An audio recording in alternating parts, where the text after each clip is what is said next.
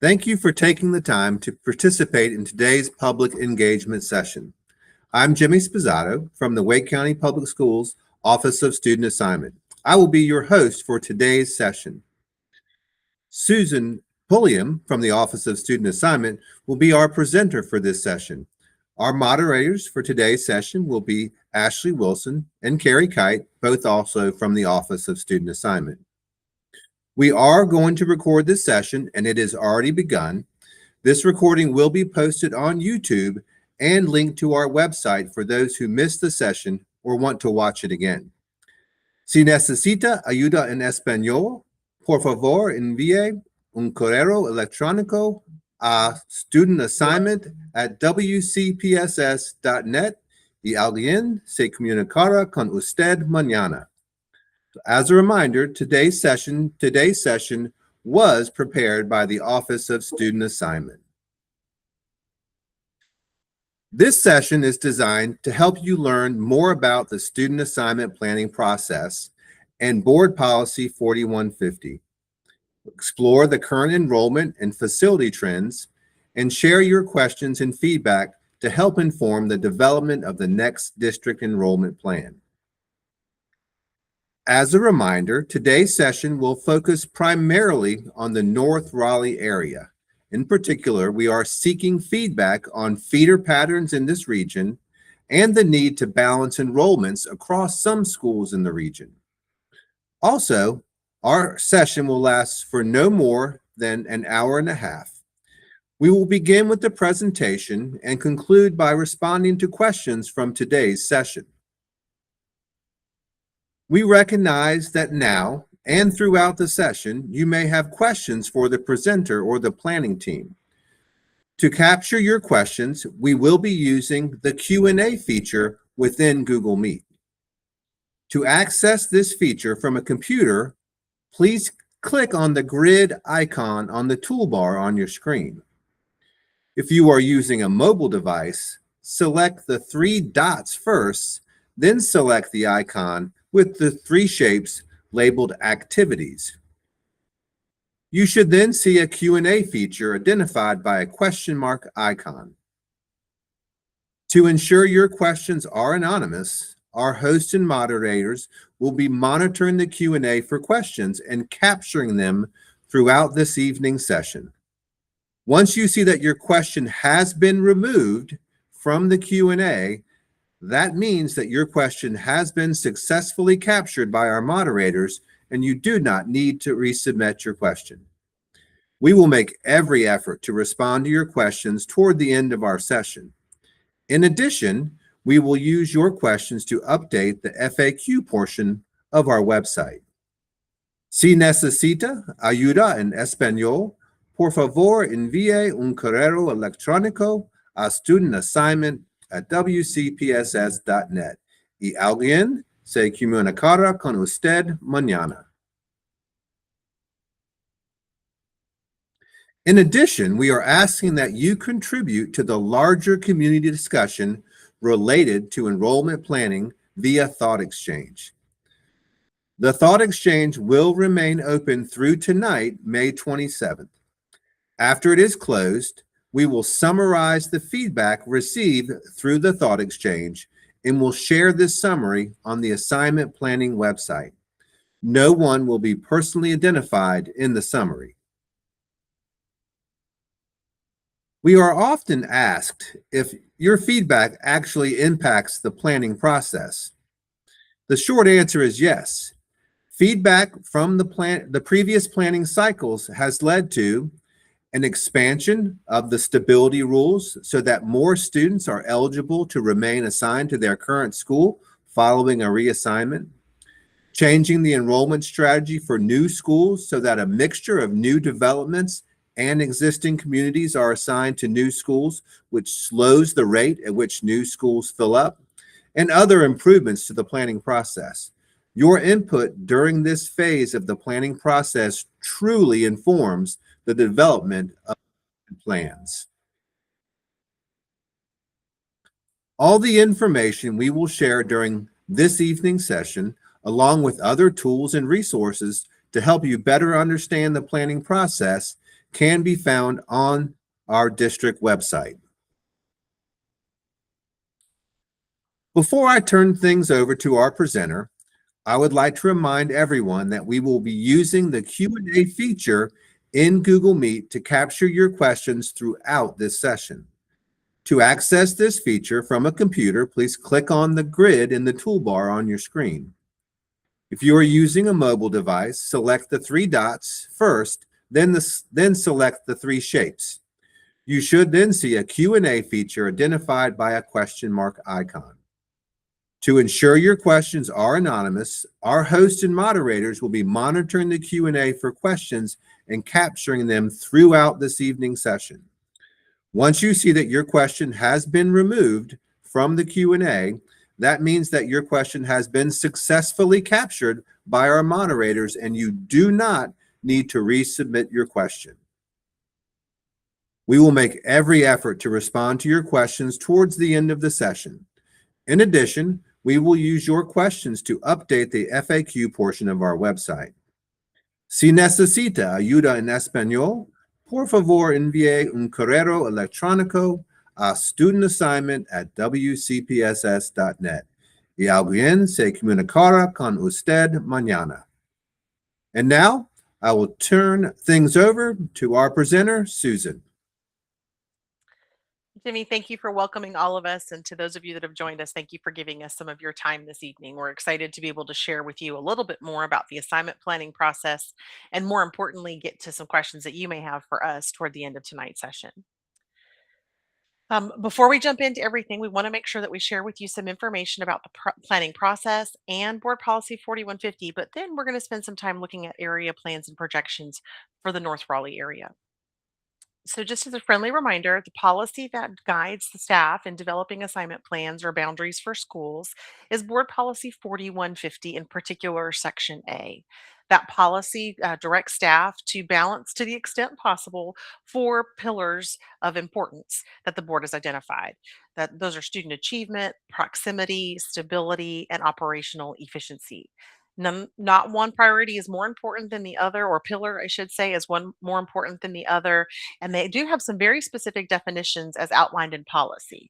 So just to make sure that everyone's on the same page as to how this policy has been put together, we're going to take a few moments and watch a video that helps to explain this policy in greater detail. Then we'll come back together and start talking about some information specific to your area. Understanding student assignment. It's no secret that our school district is growing, and it's growing fast. That means each year we need to address overcrowded schools and often need to open new schools to keep up with this growth. To state the obvious, we may have to reduce the enrollment at an existing school or fill new schools with students. This is done through the annual student assignment process. To best understand when and where new growth is coming in our district, we conduct an annual enrollment forecast. This forecast helps us look ahead up to 10 years and project enrollment growth throughout the district. This information helps us update our capital improvement plan and to make more informed decisions related to school assignments. Each year, some students are assigned to one of our new schools or reassigned to an existing school. This ensures we have balanced school populations across the district. We know families love their schools and that student assignment decisions can be worrisome. That's why we want to be completely transparent in how we make them. Our school board has established 4 pillars that guide each and every student assignment decision. Here's what they mean and how they work together. Student achievement. We want all of our schools to provide the best academic opportunities for our students. This pillar compels us to think about whether a student assignment plan can help reduce high concentrations of poverty or low-performing students at some of our schools. Stability. Essentially, we try to keep as many children at their current school through the exit grade as possible.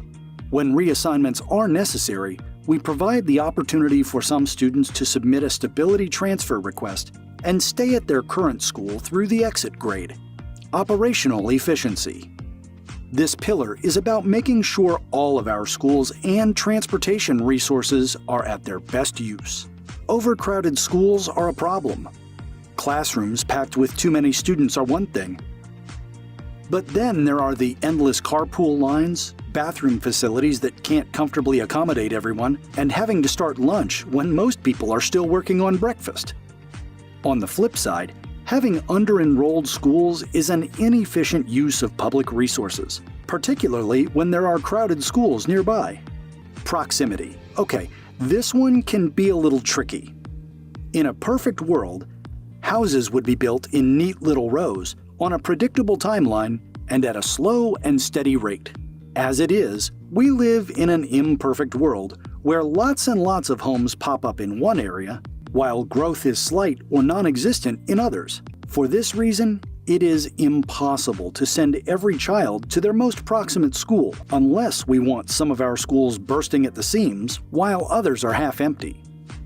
That said, this pillar states that we will send students to schools within a reasonable distance. Often, the difference between the most proximate school and the next most proximate school is no more than a couple of miles. Please remember that we must consider all 4 of these pillars when making assignment decisions. There is no priority among the 4 that applies in every situation. It's a balancing act that ultimately helps us come up with the best possible plan for everyone. Thank you for working with us to ensure our school system continues to serve all students well.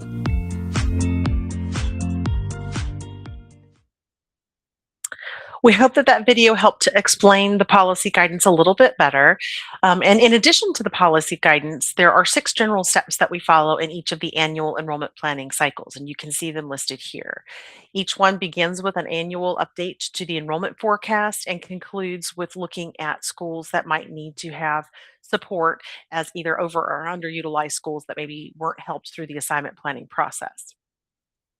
So for the 27-28 planning cycle, the first 3 steps have already been completed. The annual enrollment forecast has been shared and updated.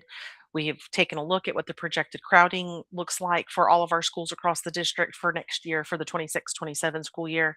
And we've reviewed our capital improvement plan. And we're now actively in step 4. You'll also notice that the step 6 time schedule also talks about happening in sort of like a March to May time period. So that overlaps this period. So if you've been paying attention to other conversations in the district, things like calendar conversions for schools, those conversations would be a part of that step 6. So when we talk about the annual enrollment forecast, it's an annual process. We update it every single year, even though it gives us a 10-year outlook so that we can take advantage of any new or updated information, particularly related to demographic trends that might impact student enrollment projections for our district. Some of those pieces of demographic information include birth rates in the county and what that relationship is to kindergarten enrollment 5 years later. So, this graph is an interesting image that kind of helps to depict that type of information, where the yellow line at the top is demonstrating what the births were in local Wake County area hospitals. And as you can see here, the arrow is pointing to the birth rate for 2020, 2021. And then the lower blue line is representing how many kindergarten enrollments we had in the district 5 years after that data point. So as you can see, there's a relatively predictable pattern between the ratio of live births versus kindergarten registrations 5 years later.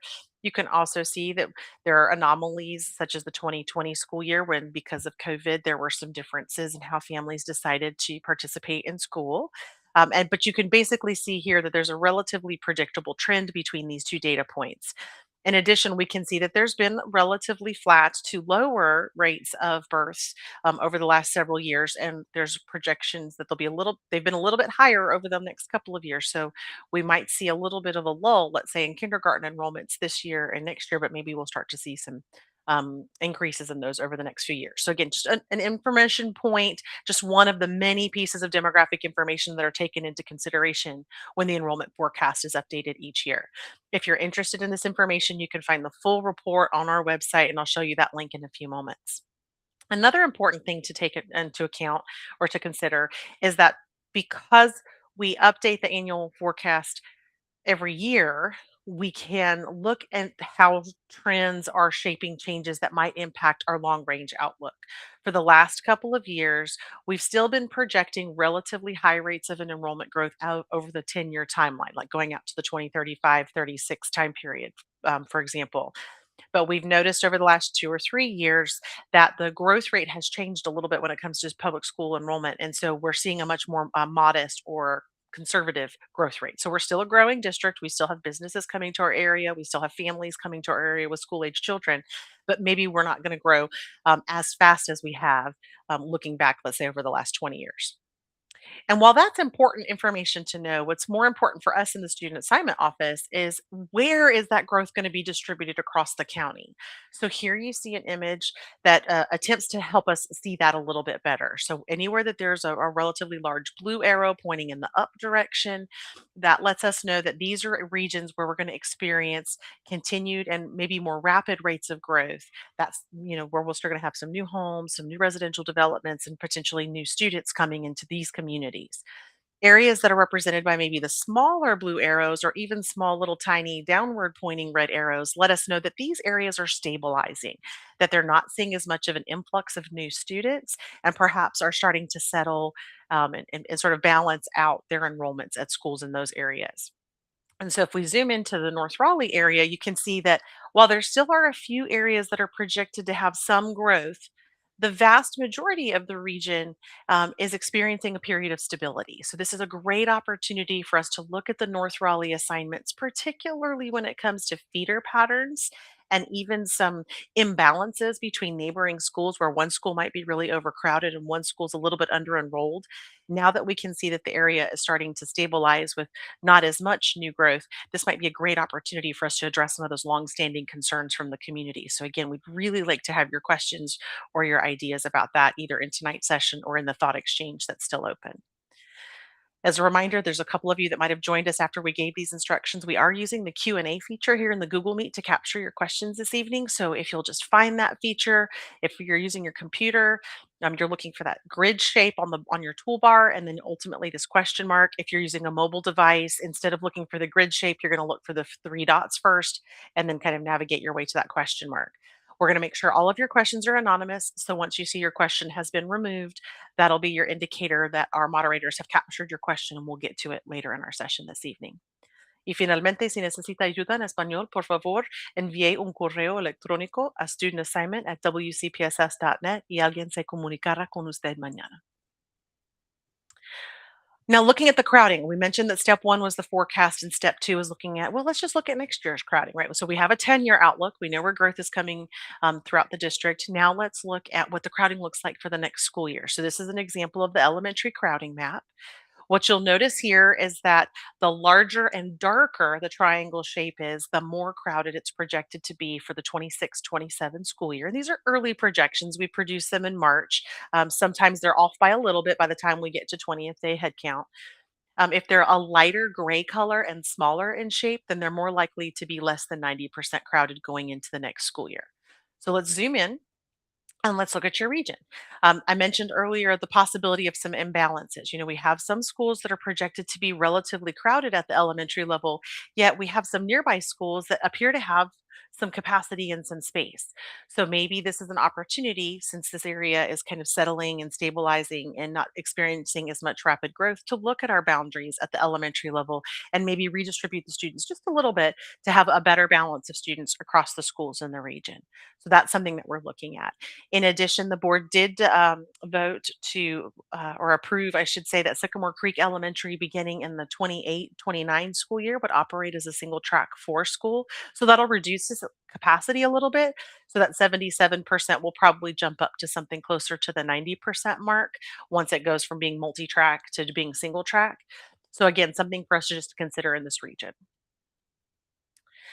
When we look at our middle schools, not quite as many schools are projected to be overcrowded as a district, and using our capital improvement dollars and our new school construction funds, we've done a pretty good job of getting enough middle school seats for the current population. You can see a couple of areas where we're still a little overcrowded, and you can see the one site that's still yet to be developed, and we'll talk about that in a moment. But if we zoom into the North Raleigh area, you can see that overall there appears to be capacity in the middle schools. And at this point, none of these are operating on a multi-track year-round calendar. It's operating on a track 4, and the remaining schools are all on a traditional calendar. West Millbrook, one of our very popular magnet schools, is projected to be at 100% capacity going into next school year. So is there some opportunities to align feeder patterns in this region where, fifth graders from one elementary school can all perhaps go to the same middle school? Could we look at this opportunity to rebalance some students and realign some of those feeder patterns? Those are some things we're looking at for this area based on feedback we've received from this community over the last several planning cycles. At the high school level, little, not quite as different as the highs and the lows that we saw on the elementary map. A little bit more stability. Our high schools are bigger, so there is that. But looking in your North Raleigh area, we do see some inequities. We've got Sanderson operating around 77%, where other schools are operating well above 110%. So some of these are specialty schools like early colleges and the SCORE campus. So those are operated a little bit differently. So we're not as concerned about those. But schools like perhaps Wakefield, Millbrook, Sanderson, and Leesville, there are some imbalances in the enrollments in these schools. Perhaps we could do some reassignments to help balance the enrollment across these high schools. And again, thinking about that feeder pattern piece too, could we have better alignment for students as they progress from elementary to middle to high school? So once we look at the projected crowding, we're ready to move into that capital improvement plan stage and start thinking about, well, what do we know about new school construction or maybe even renovations coming to the area to determine if we should be looking at reassignments to support those types of efforts. So here you see a quick visual of the new school construction that are in actually it's now an approved capital improvement plan, and the renovation projects that are in what is now the approved capital improvement plan. So let's look a little bit more closely. Here you see a table that shows you the year that each of these new school projects are projected to be open and ready to serve students. So here at the top, you see Hilltop Needmore Elementary opening in the 26-27 school year. So this is a new school that will open to students for the coming school year, and the board has already approved an enrollment plan for this area. For the 27-28 school year, there is one new school opening, Morrisville High School in the Morrisville community. And this school will need to have an attendance boundary set. And so that'll be part of the planning for this year's planning cycle. So that will definitely be included in this assignment plan, the 27-28 plan. You'll see for the 28-29 school year, we don't have any new schools projected to open. And in 29-30, the only campus that's projected to open is the new Marshburn Road Elementary School in the eastern part of the county.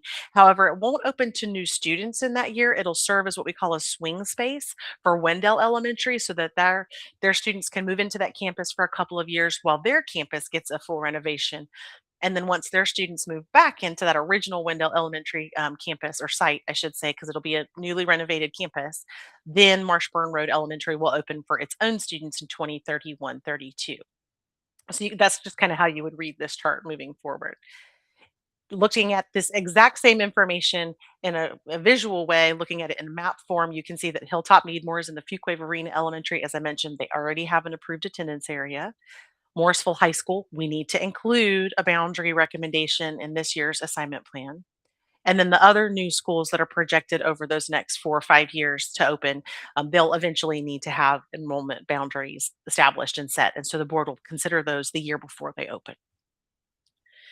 Looking at renovations, you'll see that there's many more renovations on the list than there are new schools. This represents a shift for us as a district. Our board has been really concerned and advocating for using more of our dollars to help renovate some of our aging facilities rather than continuing to build new schools. And our new enrollment forecast kind of supports that effort because we're not going to need quite as many new seats as we once did. As we were when we were growing, in anywhere from 1 to 5,000 students a year.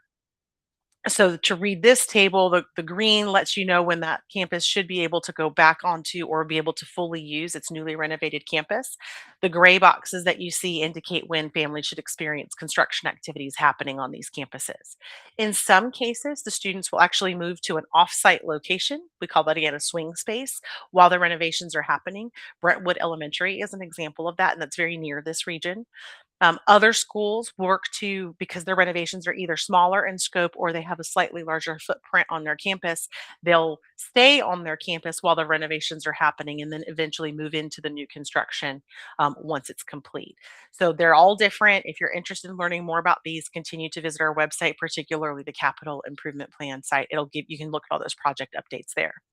But again, just to see the distribution across the district, lots of schools scattered across the entire county. Swift Creek Elementary is the only school on the list that we project to be complete and ready for the coming 26-27 school year. And then Brentwood Elementary and Lockhart Elementary, we predict to be ready for the 27-28 school year. All of these construction timelines that I've shared with you, of course, are subject to change based on market volatility and any kind of scope changes for the projects at the sites, materials shortages, anything like that. But for the most part, as of now, these are our projected schedules for all of these projects. Also, the reason we want to talk about renovation projects is because oftentimes during a renovation process, we are able to expand the capacity of the school to help meet the needs of the region. And so, usually, the year or two after the renovation is complete, we might be making recommendations to expand the attendance boundaries for some of these schools to help relieve nearby crowded schools and to take better use of those new seats that have been constructed. All right, so there's a lot of the data elements that we bring into the planning cycle. And then the next phase that we bring in is the public engagement piece. So beyond numbers on spreadsheets and maps and geocoding and GIS, information, we also want to get individual and unique community perspectives. So the reason why we're having tonight's session is to really engage the North Raleigh community because we know that there are some long-standing concerns about feeder patterns, about imbalance enrollment between neighboring schools. And so we want any unique perspectives or feedback you have for us to consider so that we can share that with the planning team as they're coming up with recommendations for the 27-28 plan. There's three main components to the enrollment planning process: public engagement, which I just mentioned, talking with the board about what they see as goals for each enrollment planning cycle, and then ultimately developing and sharing the plan with the board for review, consideration, modification, and ultimately approval. So we're actively in the public engagement phase. And if you want to see any information that we've already collected from prior sessions or prior thought exchanges and surveys, please visit our assignment planning page. We've been updating it regularly throughout the spring with all the information we've been collecting. And we'll do one more big update right before the June 2nd board work session. We also review our goals with the board, and we've already had this session. We had it on May 5th, and a few things that were highlighted, as I've mentioned already. We need to have an attendance boundary for the new Morrisville High School. But what I didn't mention is that we also want to be thinking about that cohort feeder pattern sort of conversation. As we open up a new school at any level, we want to look up and downstream from those and see if any adjustments could be made at maybe, in this case, the elementary and middle school level to help ensure that cohorts of students progress together as they age forward. We've seen throughout the district as we went through rapid growth periods and we're rapidly bringing new schools online that on occasion, and again, thinking about the North Raleigh area, um, you might have as many as 3, 4, or 5 paths for a fifth grader to take just based on their base assignments alone without even participating in any of our choice application processes, simply because we opened up an elementary school, created a boundary for that, but didn't necessarily make any adjustments at the middle school or high school level so that those students could progress forward together as they move into middle and high school. And so that's where we're at now. We want to come back and assess what adjustments we could make to improve that for some families so there aren't quite so many separations. So the students who are, growing up together and completing school together at the elementary level can at least have some group of students, a decent number of students that they travel with on to sixth grade so they can have that comfort and that sort of peer-to-peer mentorship that they've created, carry that forward into the next level of school. The completed renovation projects, as I mentioned, we're going to keep an eye on Swift Creek Elementary, determine if it needs an expanded base attendance area. And then I think a lot of these hit your area, and I'm going to highlight a few that I think really are sort of speaking to the current conditions in the North Raleigh area. So looking at regional enrollment imbalances, looking at approved calendar conversions. This area has been impacted by not only the recent approval for Sycamore Creek Elementary, but a previous approval for Pine Hollow to go traditional. And so those have impacted calendar feeders for families and cohort feeders for families. And so we want to be thinking about those types of impacts on families and how that may impact any recommendations we might want to make for assignment boundaries. And then looking again at the feeder assignments. So I've talked about that a lot. Of course, we're always looking to find ways to improve efficiency in our transportation routes through assignment changes. And we're always looking to look at any crowding concerns, and particularly in our high growth areas, and whether or not assignment boundary changes could support and help those challenges. In your area, so then the next step, sorry, step 5 is been going, okay, we've looked at all of our information. We've made an assignment plan. So the last year's assignment plan was approved in November. Even after that cycle was complete, we still had a handful of schools that were so overcrowded that they really needed support from our capping process. If you'd like more information on that, please feel free to ask questions in the Q&A feature here today or visit our website to learn more about it. The closest school in your area that still maintains a cap is probably Abbott's Creek Elementary. That's why it's highlighted in green. It's roughly in the northeast Raleigh area. Otherwise, I think we've done a pretty good job as we've opened up Barton Pond, Pine Hollow Middle, those sorts of things, that we've been able to start lifting the caps off of schools. Sycamore Creek Elementary was a school that had been capped for a number of years in this region, and that cap was recently lifted because of the pressure that was relieved by opening Barton Pond Elementary. So just something to think about is if we can avoid using capping as a strategy, we absolutely will, but sometimes it is necessary to help support a school that's really, really overcrowded. The other thing we'll do after that, which we just completed, which involves Sycamore Creek and even Pine Hollow Middle from a couple of years ago, is assess whether or not there are other schools that maybe are underutilized and don't need to be multi track anymore. Or perhaps we've looked at capping, we've looked at assignment boundary changes, and maybe a traditional school needs to go multi track so we can get some extra capacity out of the school. Those are less frequent, I'll be honest, but we have had that happen in the past.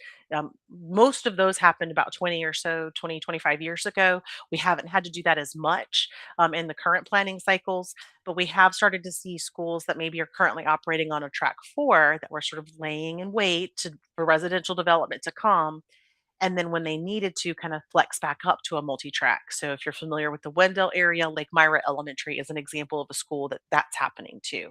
They've been track 4 for a number of years. Now that the Wendell Falls community has really started to build out, which the school serves, it's going to be going multi-track for the 26-27 school year. So just a couple of examples of how we might look at how we can address school utilization issues with other strategies in our toolboxes. So again, all the information I just shared with you is available on our assignment planning site. There's also videos that just talk about that 6-step planning process, both in Spanish and English. If you feel like that would be a helpful thing to review again or to share with friends and colleagues, because we know sometimes you're here to represent others who couldn't join us and just to continue to share that information. So we encourage you to continue to visit the site. But of course, since you're here today, to go ahead and ask your questions. Jimmy, I think that's about it for me sharing core content. So I'm going to turn things back over to you so that we can maybe start diving into some questions. Thank you, Susan. And you have shared lots of information. So take a breath, get some water before we get into questions. But before we begin responding to your questions, I'd like to review where we are in the planning process and highlight what is coming up next. First, we encourage you to continue to contribute to the thought exchange for this topic, which will remain open through tonight, which is May 27th. Also, we welcome you to bookmark our assignment planning website and visit it often for updated information and to find ways to participate in future engagement activities. Finally, we recommend that you tune in to board work sessions over the next few months to hear updates on the public engagement process and to review the initial draft of the 2027-28 enrollment plan. I know that we have reviewed a lot of information and would like to address as many of your questions as possible. Please take a few moments and post any questions or comments using the Q&A feature. As you are posting questions, we will review a few questions that were submitted during the session and start with those. So Susan, we've got a few questions around the student assignment planning process. And a couple of those are around boundary lines. And one parent wants to know is what else besides attending these meetings, participating in the thought exchange, can communities, what else can they do to get a boundary change taken seriously? Sure. So please know that every bit of information that we collect through the thought exchange is shared with the planning team and the board. I don't know that that was highlighted, but one of the benefits of using the thought exchange tool, I apologize, is that not only can you as community members and participants see all of the comments and thoughts that people are posting and rate them so that we can see the energy around certain ideas, but our board members can also see every single one of those thoughts, and of course our planning team. So that's really the best way. As we get closer to September, I know the board will have host a public hearing at some point. It's usually in October, and then we also, as a staff, will host a public open house as we get deeper into the assignment planning process. So in the fall, there'll be those additional methods beyond the thought exchange and information sessions to share those thoughts and ideas. And please know that people have shared those thoughts and ideas with us in prior years, and those always get cycled forward with the planning team. So if an idea was presented 2 or 3 years ago that maybe couldn't have been addressed during a particular planning cycle, they're always carried forward and shared with the planning team for continued review and evaluation. I will say, since you're here tonight, if there's a particular community or boundary that you would like for staff to look at, please feel free to use the Q&A tool to essentially give us a comment. And then that way you can put any details you want on there. And if you feel comfortable sharing your email, we could then follow up with you with any questions that we might have about that particular idea. That would be fine too. Thank you. And I do appreciate the offer for folks to make that individual contribution, though we may not ask it generally. We'll certainly Right. record that and respond. As follow up to that question, can you provide examples of the data that we may consider as a school system that we rely on to make boundary changes, and where that data comes from? Sure. So I'm going to go back to the policy slide just in case some participants joined us a little bit later. So the four core areas of data that we look at are in the categories of student achievement, stability, proximity, and operational efficiency. So obviously, as a member of the facilities design and construction team, we're really taking to heart operational efficiency. If we have a facility that has 1,200 seats and there's only 900 students, taking advantage of those seats, is there a way for us to add 300 students to that campus through a boundary change? That's just simple, pure math, right? So just thinking about that. So if that's a possibility, we certainly look at something like that. Is there an imbalance of enrollment in a particular region where one school is really overcrowded and one school is really under enrolled? Can we maybe shift the boundary lines to get those a little bit more balanced?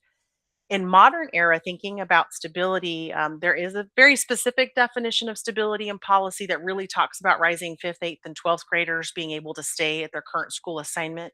But because of feedback from the community, the board has also taken to heart some suggestions the planning team has shared over the last couple of years about cohort stability, or even beyond fifth, eighth, and 12th grade. Maybe fourth grade and fifth grade could have stable assignments, or perhaps 11th and 12th grade could have stable assignments.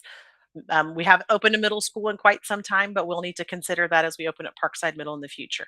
So looking at enrollment imbalances, looking at that cohort feeder pattern stability, that's something that's really kind of new. And that's a data point where we're looking at the number of students that progress from one school to the next based on, current attendance areas. Proximity, this one's a little difficult, and if you watch the video, you heard that we can't always assign families to the closest school to their address just because we are a county system and we sort of build schools where land is available, and it's not always in perfect little spots where we could draw concentric circles around the schools. So we do try to find the closest school with available capacity. So we are trying to minimize ride times for students as best we can. However, the student achievement pillar takes into consideration a couple of other data points that people might be less familiar with, things like socioeconomic balance. We're directed as staff to avoid creating schools with high concentrations of low performing students or low socioeconomic students. And so that's another data point. All of that information is on that assignment planning website, and you can start to see links where some of that information is located. Or if you're not finding it there, please continue to ask that question. We'll continue to update it to make it easier to find. Thank you, Susan. And stay on this slide. And I think you've answered this question partly with just your prior answer, but a parent asked specifically, as these populations stabilize, why aren't boundary lines focused more around proximity and using that pillar? For example, why not use a general radius with a focus on the outside boundaries of districts to decrease frustration with families with proximity and feeder patterns and overcrowding, et cetera? Sure. And so as a district, if we can have, actually, I'm going to go to a different slide, Jimmy, because I think it'll help Okay, you visualize some things. absolutely. Yeah. Where are we at? So if we look at the elementary map by way of example and we zoom in, we see that there are all these schools in all of these locations, but we see that there's not a single school up here. I think the people from this region will know why. This is a very large lake, and we can't build schools up here, and the density of the student population is very low in this area. So it wouldn't be responsible for us to, let's say, add a school here when this whole region might not even have enough students to fill it. But as you start to look at here's a school, here's a school, here's a school, here's a school, if you just start drawing concentric circles around them, they all are going to start overlapping. And so then we won't have sufficient students. And then you'll have areas, let's say over here, that maybe are slightly dense or have more student housing or students in, I say student housing as if it's a college, I apologize. Residential developments that have school age students or school age children. So we do have to sometimes get a little bit creative and maybe elongate those attendance areas and perhaps, create some spider like tendrils to try to make sure we have coverage and that every student has a base assigned school. That's a commitment our board has made, particularly since the choice era, that every student has a defined base assigned school at every level so that no matter what, they know what their school assignment is. So that's part of it, right? So part of it is just the geography of our county and the location of our schools just don't align beautifully to have perfect concentric circles around schools. And I think the community could understand that. And then the other piece are those student achievement elements, right? Making sure that we are distributing socioeconomic statuses across our schools in a way so that all the schools in the region have a similar concentration of students. Because again, the board has asked the staff over for many, many years, but the current language is to not have schools with high concentrations of low performing or low socioeconomic students. And so can sometimes be a competing interest with proximity, which is why we say that none of these are more important than the others. We certainly understand and have heard very clearly from the community that proximity is helpful and desired in most cases. A lot of, participate in school a little bit easier, get students to and from school a little bit easier. So we are continuing to evaluate the boundaries. And so that's definitely a point of feedback that we can share with the planning team for this region, that as we are looking to adjust boundaries to rebalance and redistribute enrollment, that perhaps if we can look at more proximate assignments, that would be seen favorably by the community. Thank you. Thank Very you. long answer because it's a much more complicated question than people I think sometimes realize. Right. Absolutely. Yeah. I'm going to use an example of a question is relative to the West Cary Apex area. Okay. They experienced a significant reassignment last year for Mills Park Middle School, and their specific question, but you can possibly generalize it to kind of how often do we seek to impact an area for redistricting? But their specific question is, do we, despite the existing crowding that we still see according to the maps, are there any more expected changes in their area based on their continued projected crowding? Yes, and part of it is not just continued projected crowding, but it's also the new school sites. So you'll see that Parkside Middle is here. And if I go forward a couple slides, I think Morrisville High School is here. So because both of these schools are coming online as new construction and new capacity, yes, this western sort of Cary area will experience some more reassignment recommendations. However, we do have an informal internal policy that the board has supported us. And I hate it, I want it to be longer, but no more than every 3 years would we reassign an address. So if you're in a really high growth area and we're constantly popping up new schools, it's possible that you could be assigned to a set of schools this year and then 4 years later get assigned to a different school and then 4 years after that get assigned to a different school. We are actually in the planning team hearing very clearly from the community, please, please, please give us long range stable assignments. So if you do reassign us today, can they just stick for a good long while and not just 3 years? So we're taking that very much to heart and have been really emphasizing that in the planning process, is trying to think as far forward as we can when making recommendations to the board so that if there is a change like the one that was described, that sticks and stays and that community doesn't get impacted by yet another reassignment, 2 or 3 years down the road. We really are trying to be more cognizant of that and to make recommendations that will allow families to not experience reassignment more frequently than, let's say, 6 or 10 years, or in some cases this could be a permanent assignment moving forward, especially the North Raleigh area where they're starting to see some stabilization. But Thank you. the And short this, answer is no more frequently than 3 years. yeah. And I think it's important, and you referenced the stability rules earlier in Mhm. the presentation, but it might be helpful for folks just to hear generally how the board has approached stability rules over the Sure. last couple of years and how generous they have been. Mhm. So if you look at policy, policy says that if it doesn't even say if, sadly, it says when. When a family is reassigned at the elementary level, if they have a rising fifth grade student, that student would be eligible to stay regardless of if the assignment was to a new school or to an existing school. And at middle school level, eighth, and at the high school level, 12th. The good news at the high school level is that the board, in great wisdom, years and years ago, made the decision to open high schools with only ninth and 10th grade. So 11th and 12th graders never get reassigned because they stay assigned to their current high school since the new school doesn't serve those grades. So that does help at the older age groups. Recently, based on feedback from the community and families like yours, we have been able to propose to the board, and they have approved for the last 3 cycles of opening of new elementary schools, that if it's a new elementary school, both rising fourth and fifth grade can remain assigned to their current school under the stability rules, and their younger siblings can join them through the end of the fifth grade. So the adding of the fourth and adding of the younger siblings through the fifth grade have been those generous stability rules that the board adopted, I think, with opening of Woods Creek Elementary, and then they have consistently approved those recommendations for the last several plans at the elementary level. Even more generous, so that's just an example, because I think in this area we'll be opening new schools. It'll be more about shifting the boundaries. Even more generous, the board has accepted the planning team's recommendation over the last several planning cycles that if an address is moved from one school that's already open to another, so I'll just Sycamore to Barton Pond. That's not going to happen, obviously, but they're already open schools. So if we go from Sycamore to Barton Pond, since they both are already open and operating and already have staff and principals and all of that, the families that are at the originating school could stay regardless of what grade they're in.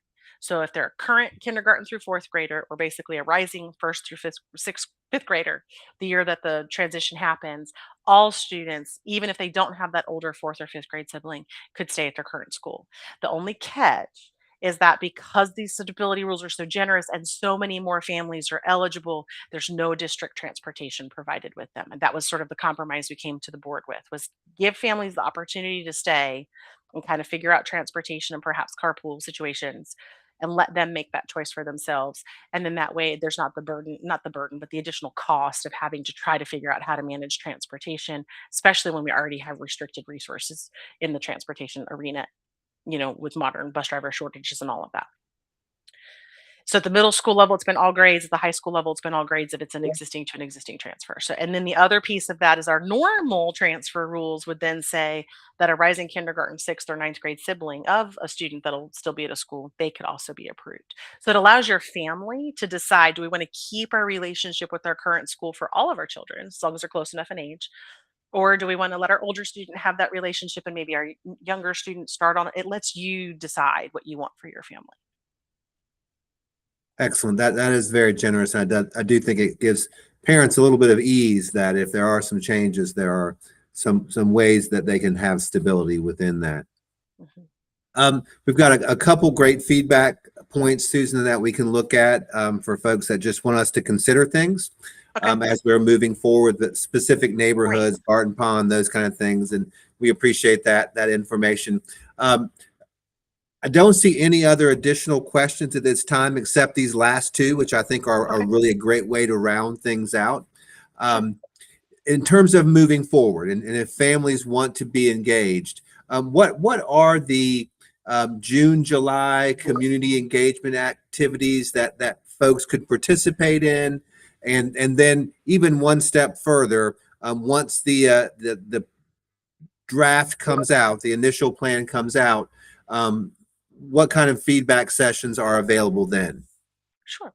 So June and July is when we tend to do much more of a deep dive type engagement. So we will engage those families who've signed up to help us with our focus groups, either through traditional focus groups or AI supported interviews to dig deeper into some questions, ideas like some maybe that were generated today. Hey, you're in an area and we're seeing a lot of comments about proximity. Let's dig in a little bit more about proximity. Help us better understand what the benefits are of a proximate assignment, what you define, because we don't have any sort of measurement distances listed for our proximity pillar. It's just closest school with available capacity. So maybe we can dig a little bit deeper into how families define these terms and so that we can better understand that perspective. So if you are interested in participating in those, if you'll go to I know we're not done yet, so I'm not trying to rush the session, but if you'll go to our assignment planning website and scroll towards the bottom, you'll see an area where you can sign up to participate in focus groups. If you'll click that button and give us your information, we'll make sure you're invited to participate in those kind of discussions. And that's what we'll be having through the summer. Because at this point, the planning team really needs to roll up their sleeves and start working on the specific creation of attendance boundary recommendations. And by the time we get to September, that'll be the first time anyone sees the maps, because a lot of people think that there's maps that are already created. They're not. They're being created to they'll start being generated, June, July, August as we prepare for September. So the first time they'll be available for public review will be September. Right now, Jimmy, I think I'm right. I think it's September 2nd. It's that first Tuesday in September. We'll meet with the board and we'll share it with them. And then we'll immediately launch a whole host of engagement opportunities. There'll be thought exchanges, there'll be virtual information sessions, and we'll have a in-person open house. So those types of activities will all start to follow immediately after the sharing of the initial draft of the maps and any other recommendations that are included, like stability rules. And then the planning team will review all of the feedback that's collected during that process, come back to the board in mid to late October with a review of all of that information and any adjustments based on that feedback that's been collected or received. And then the board will host their own public hearing.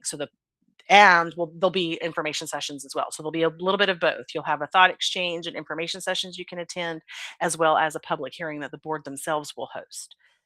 Then everything gets kind of pulled together and final recommendations are shared with the board in November for approval. So there'll be virtual sessions, thought exchanges, an open house, a public hearing. Those will be the different types of things that are happening in the fall. Over the summer, it'll mostly be focus groups and AI supported interviews. And that's why we're suggesting that you bookmark the website, right? Yeah. And so Because as those become live, you'll be able to click on those and see those. Yeah. Absolutely. Because you don't want to miss any of those opportunities to be engaged. Susan, I want to thank you for the depth and thoughtfulness of your questions, that you always provide such depth to try to really create that broader understanding of the process and the sincerity in which this work is done, and the sincerity in which we review the feedback that's given to us. There aren't any additional questions. I don't know if you have any additional thoughts that you want to share. And like I said, we have received some pretty good specific feedback from some families, and we'll certainly acknowledge those, and we can look at that. Any other final thoughts before we close out? No, just thank you. And if you know community members who are, that would like to participate in these discussions while this thought exchange is getting ready to close, please encourage them to continue to visit the website and maybe sign up for those focus groups so they can participate in those activities over the summer. Yeah, we may even have one more thought exchange or information session. And if we do, we'll make sure that's publicized in our community newsletters or the district's community messages. We may even try to get some direct messaging out to some families. So if any additional sessions are made available, we will share that out broadly. Right now, we're not anticipating it, but we are always open to garnering more feedback. Excellent. Thank you. And participants, thank you. We hope this session has been informative and that you better understand the overall enrollment planning process. Separately, we appreciate your open and honest participation in asking such great questions. Your input and feedback is vital in informing the development of the next enrollment plan. Remember, we will present a summary of the feedback received to the board during a work session in June. The thought exchange will remain open through this evening. We encourage you to continue to post comments, rate comments, and explore the exchange over while it's still open. Again, thank you. And Susan, clarify that. Are they able to continue to review the thought exchange even after you can't add anything to it? Yes, and we'll also create an interactive report that summarizes all of the information that was collected and post that to the site once it's ready. That'll probably be sometime early next week. So And then the reason for the participating, deadline, if anyone's asking, is because we do present to the board on June 2nd, and all of our materials need to be shared and posted tomorrow excellent. afternoon. So we needed to make sure that the thought exchange was closed and so we could assess it and analyze it Yep, fully and yep. completely before that session on Tuesday next week. So you can be an observer of the conversation, but you can't participate after this tonight, after it closes. So again, thank you for your time. You're going to get back. We're not going to keep you a full hour and a half. You'll get back a little bit of your time with your families. We thank you for being here and hope you enjoy the remainder of your evening. Thank you. Thank you, everyone.